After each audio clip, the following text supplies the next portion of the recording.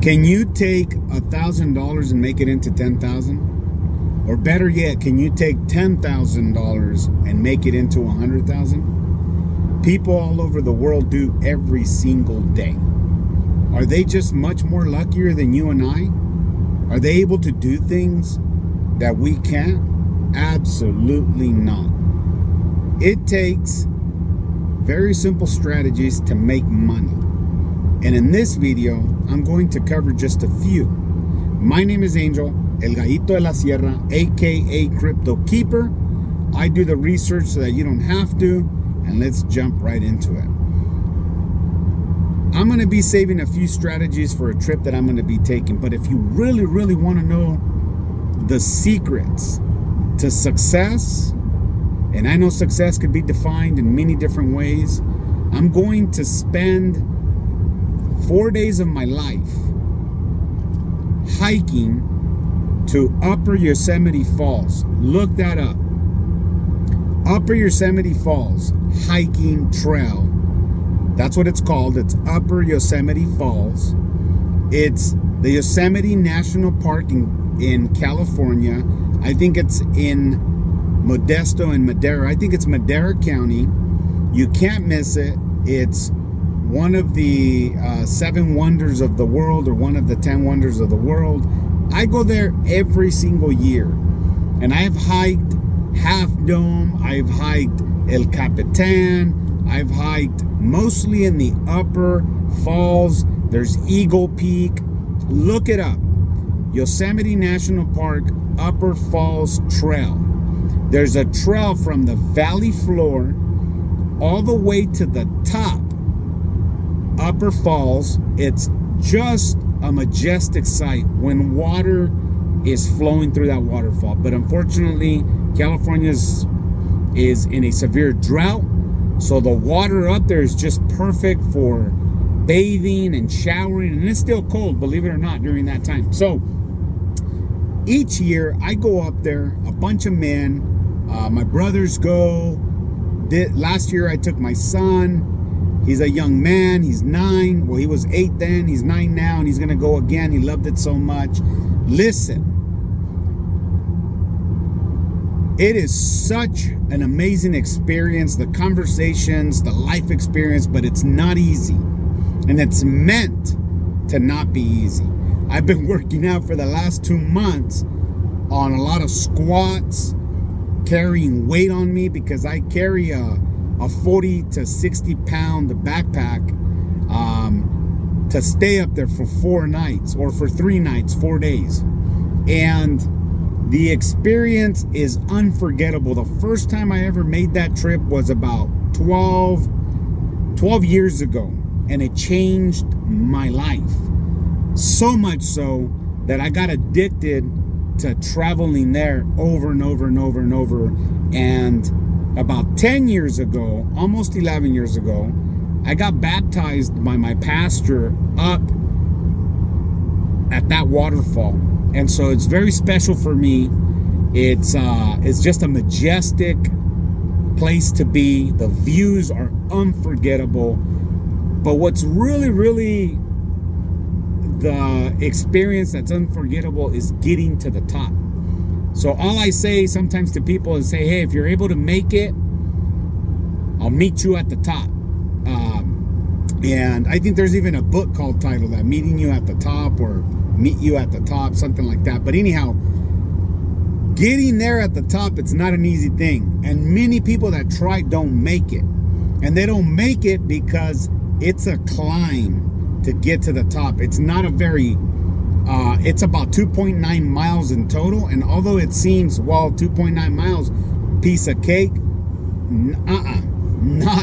not going up that hill. So you got to start real early in the morning, and it takes the average person who is in decent shape about 4.5 hours to get from start to finish, to get all the way to the top. The hardest part is convincing yourself mentally to make it up there. And that is true for anything that we do in life. That's the strategy. The first strategy to financial success is conditioning yourself mentally to tell yourself, I'm gonna get there. I'm gonna make it. I'm gonna make it happen. I'm gonna do it. I'm not gonna let nothing stop me. I'm gonna win this battle. I'm going to not give up. I don't care what anybody says.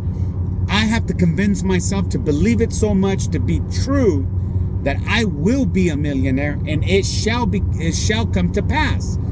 That is the mentality you need climbing that mountain.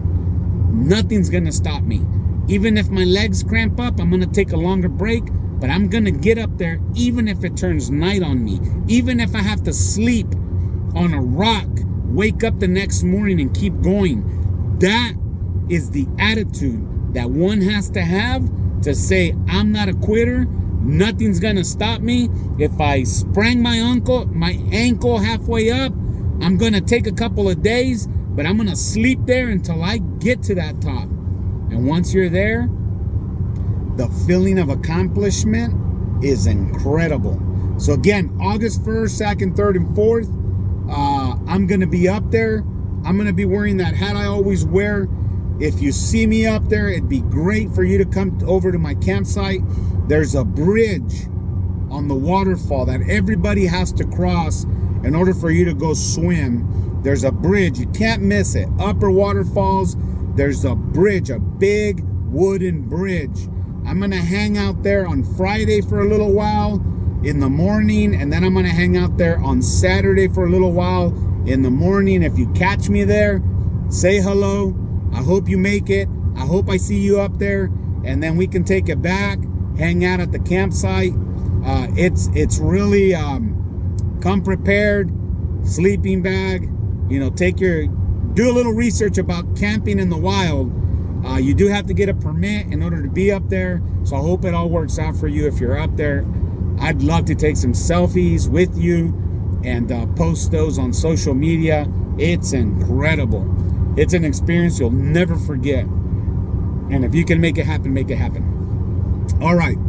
So let me jump into the second strategy. Can I take $1,000 and turn it into $10,000? Sure you can. Sure we can. It is possible. $1,000 can become $10,000, but with a little work. The first thing is you need to know what you're driven by. You need to convince yourself that you can invest, you can become an investor, a wise investor, and that risking or investing, because everything's a risk.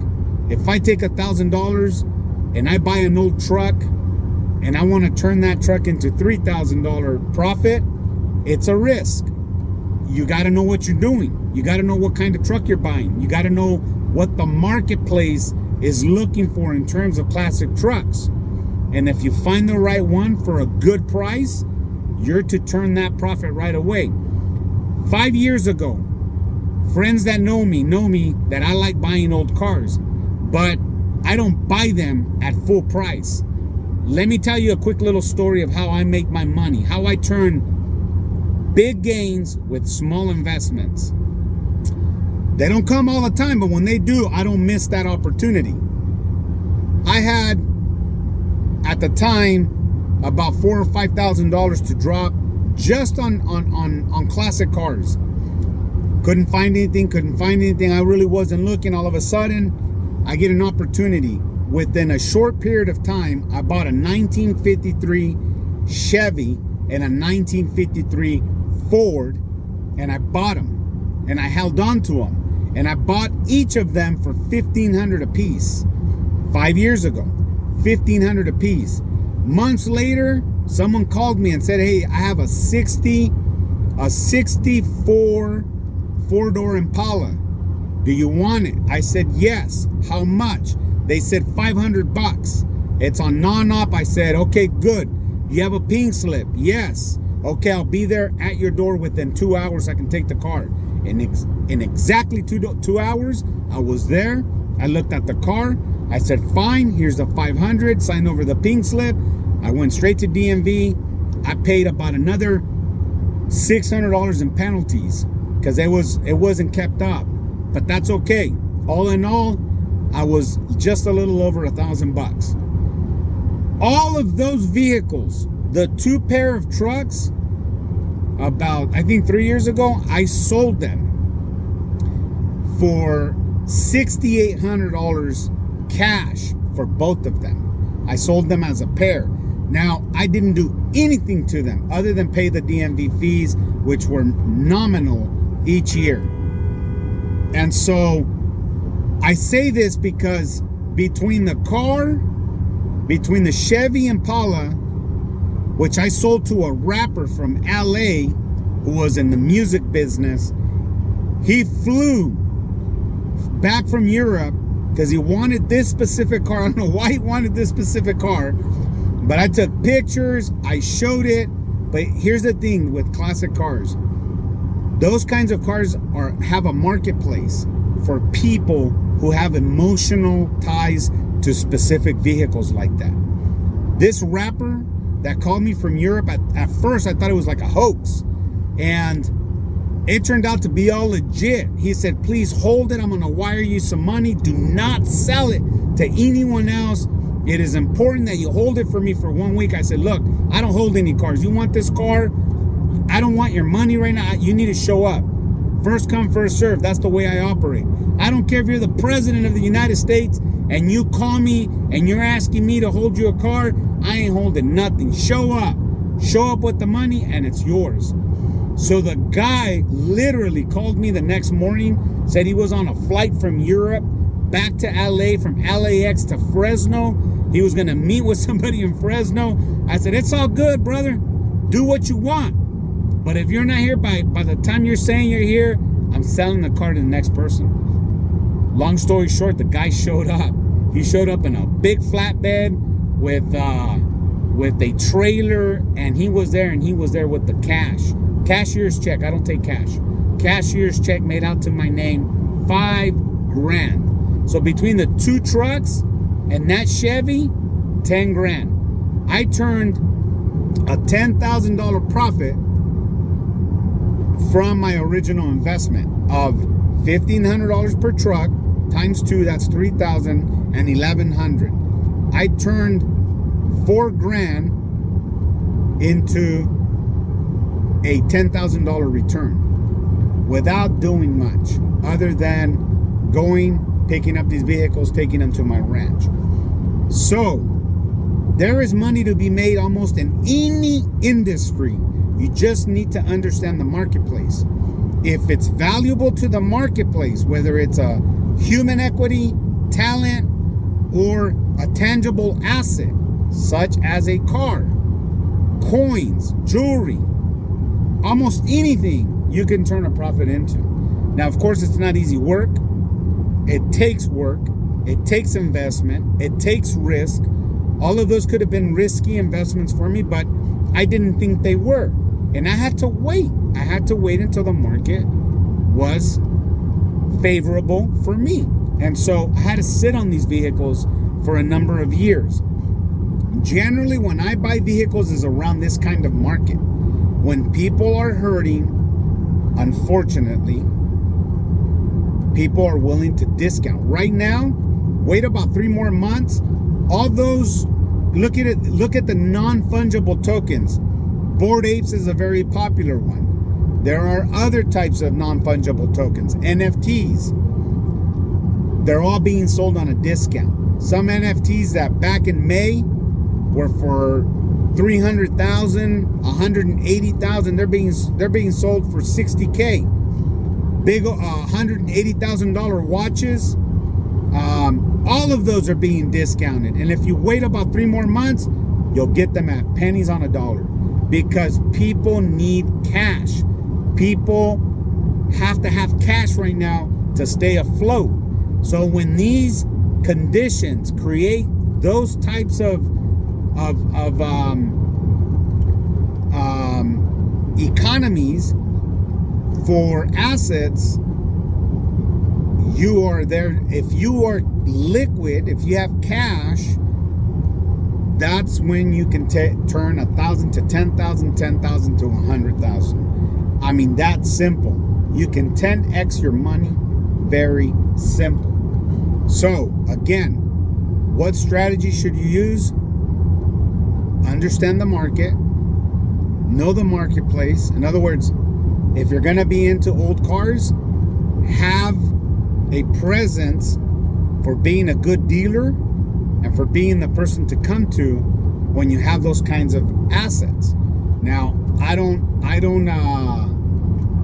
buy these kinds of cars all the time, but when I do, I buy them really cheap. I buy them quick. I don't hesitate. I just bought a 1972 convertible Super Beetle. Okay? I live in the valley. I hardly see those cars driven around here. But where I do see those cars, I live in the valley, meaning I live in Central California. But since we're on the subject of cars, here's my plan with that Super Beetle. I bought that Super Beetle for $1,300 in fair condition. I took it to get some auto body work.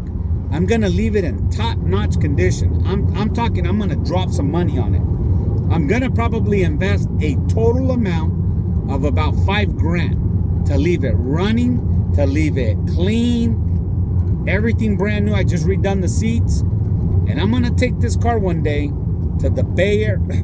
Sorry, I'm gonna take this car either to Santa Barbara, California, which is coastal city, San Diego. Okay, no one's gonna be driving the standard Super Beetle in San Francisco because of the foothills. Stay away from the foothills because those kinds of cars are difficult to drive unless you know what you're doing. But places like San Diego, California, Santa Barbara, California, Long Beach, California, top dollar. I can turn that car, my $5,000 investment, I'll get $10,000 off of that $5,000 investment. Between 10 and 15,000. I can sell that car for 20 grand like that in a year or two. Even right now. So that's what I'm talking about, folks. You know, when you're a wise investor, it seems like almost anything, I'm not gonna say everything, anything you do just works out.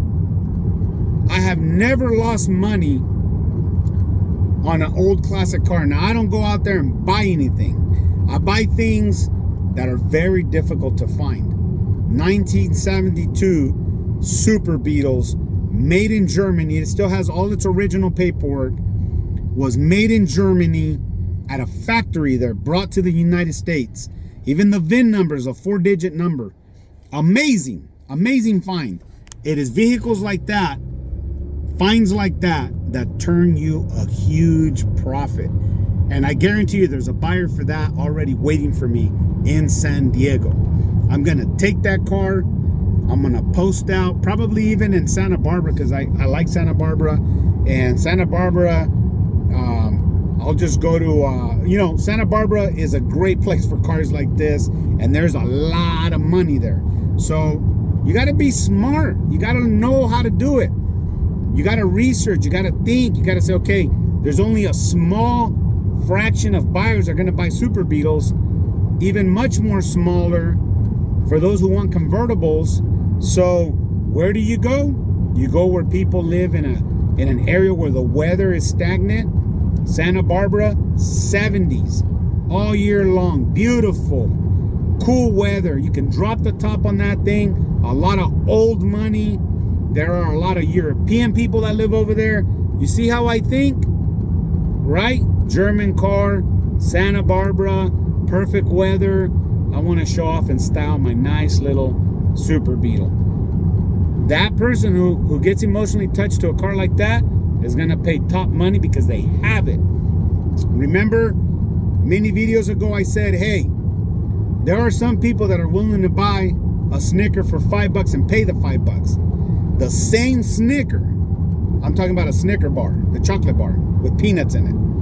That same Snicker, some people pay $5 for, and some people pay $1 for. Same Snicker, nothing changes. Some people just, hey, they want the conveniency. They don't want a hassle. You say, hey, I got these Snickers. I knock on your door. Oh, hi, hey, I'm selling Snickers.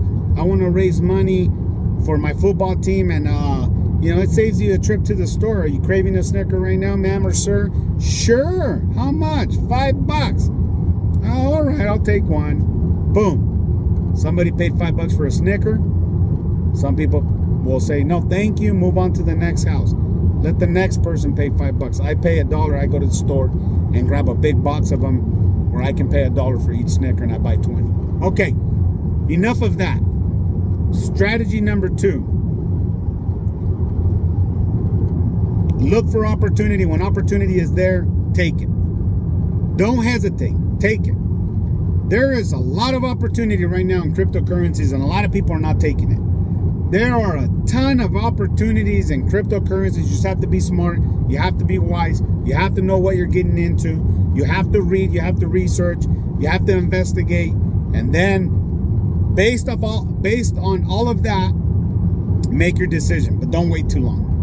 If you wait and wait and wait and wait, you're going to be like a lot of people when Bitcoin was $50. Bitcoin was $100. Bitcoin was $150. Nah, I'm going to lose my money. Nah, I don't understand all this stuff. I'm okay. That Bitcoin stuff is just crap, and it's nonsense. And what happened? There was a lot of people, including me, who missed that opportunity, because the opportunity was there. It was relatively simple at the time to go in. I mean, yeah, there was a lot of distrust. A lot of people got cheated their money. But if you really knew what you were doing and you spent the countless of hours, you could have done a little bit of risk. I'm going to just do $500. Could you imagine buying $500 worth of Bitcoin when it was only like $20-$30? When it was $50? Could you imagine? I mean, what's $500? Sure, is it gonna put you in the poorhouse? No. Is it gonna lead you to starve to death because you need $500 more to feed yourself and your family? No. You're not. Not in this country, you're not. In this country, if you're hurting and you don't got money legitimately to put food on your table, go to the local church. Ask the local church, hey, when do you guys have your food drive? Go to your local mission.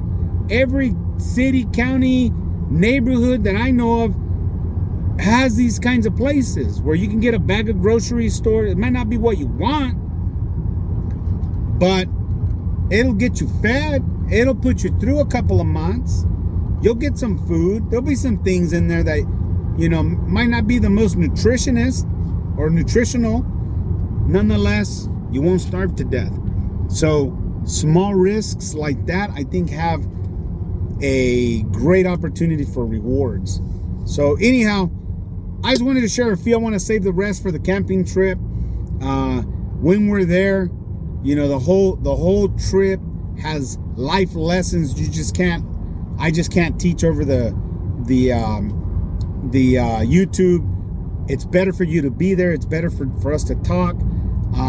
We get very deep into working in ourselves, working our heart, working our mind, the whole physical, in the endurance that it takes to get to the top, the whole experience itself, I think, really drives home some of the strategies that we talk about when we apply that to life success. Really an amazing experience. I hope you can make it. I hope I see you up there. Aquí el Gallito de la Sierra checking out, el Kikiri Kicks. Take care. Peace.